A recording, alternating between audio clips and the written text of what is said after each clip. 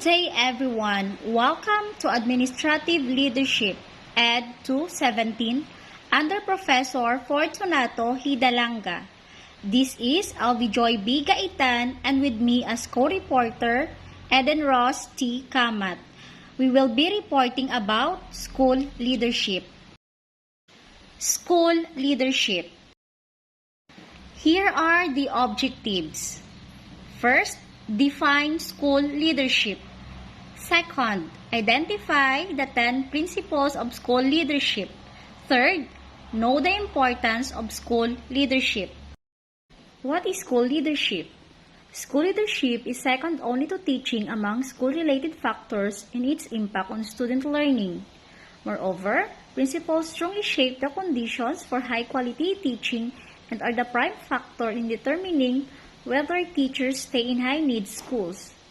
High-quality principles, therefore, are vital to the effectiveness of our nation's public schools, especially those serving the children with the fewest advantages in life.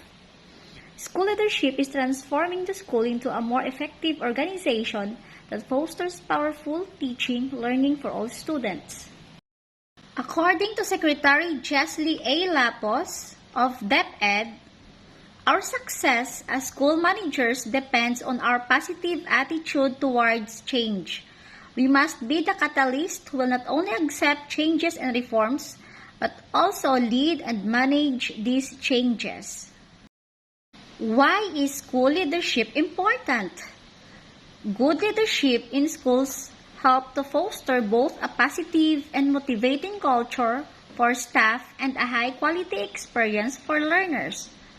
Leaders at all levels in schools can contribute to this by developing the top skills needed by the school leaders. What is the role of school leadership? School leaders, particularly principals, have a key role to play in setting direction and creating a positive school culture, including the proactive school mindset, and supporting and enhancing staff motivation and commitment, and promote success for schools in challenging circumstances. Why is leadership important in education? Educational leadership creates a vision of academic success for all learners. This is important because there has always been a historical gap between students on different socio-economical levels and high and low achieving students. What is effective school leadership? Effective school leaders focus on instruction and people. Through their day-to-day actions, they act in a professional manner and engage in regular self-reflection. They hold themselves and others accountable for student learning and create a safe, welcoming culture within their school. How can I be a good school leader? Attend activities, never stop learning, be forthright, be accessible, be positive, communicate effectively, formulate a vision. Effect of school leadership on student learning. Education leadership has a very significant effect on student learning. Successful and thoughtful leadership can help students set themselves in the right direction. Instructional school leadership is second, more important after teaching, as both of these factors impact a student's academic. Levels of school leadership. Level 1, Standard, refers to the basic qualities of leadership that the school head should possess. Level 2, Progressive, intensities the role of school head in mobilizing resources and maximizing effort of the school to achieve desired learning outcomes. Level 3, Mature, goes further by maximizing efforts of the school and the community, stakeholders to achieve higher learning outcomes. The 4 dimensions of school leadership. 1. Equitable school community. 2. Learning and teaching environment. 3. Resource management. 4. Collective leadership. The 21 responsibilities of the school leader. Number 1. Affirmation. Recognize accomplishments, acknowledge failures. Number 2, change agent, willing to actively challenge the status quo. 3. Contingent rewards. Recognize and reward individual accomplishments. 4. Communication. Establish strong lines of communication. 5. Culture. Foster shared beliefs and a sense of community and cooperation. 6. Discipline. Protects teachers from classroom distraction. 7. Flexibility. Adapts behavior to needs of the current situation. 8. Focus. Establish clear goals and keeps those goals at forefront. 9. Ideals, beliefs. Communicates and operates strong ideals and beliefs about school. 10. Input.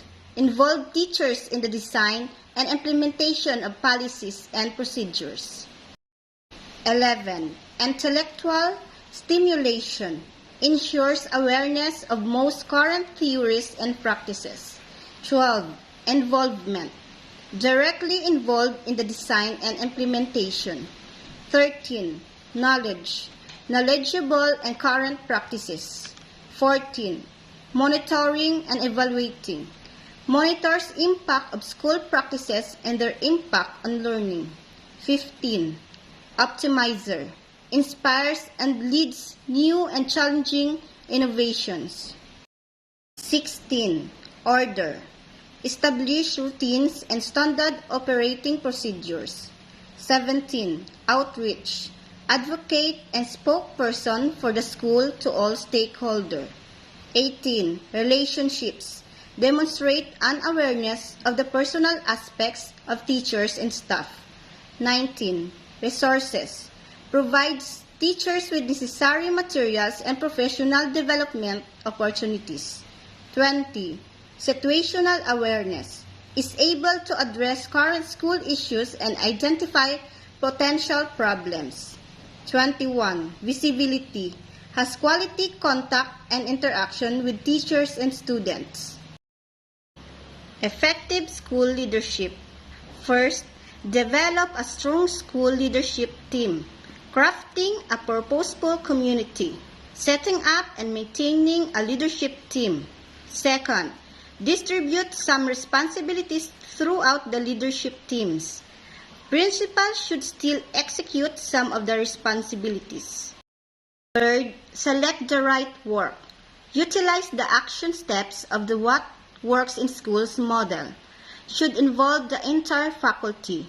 Fourth, identify the order of magnitude implied by the selected work. Consider one person's first order change might be another second order change. Fifth, match the management style to the order of magnitude of the change initiative. All 21 responsibilities important. Leadership team can provide and support. 10 keys to effective leadership. Charisma or alone isn't leadership. Team teachers strategically for effectiveness. Focus staff meetings on student learning. Use principles of adult learning.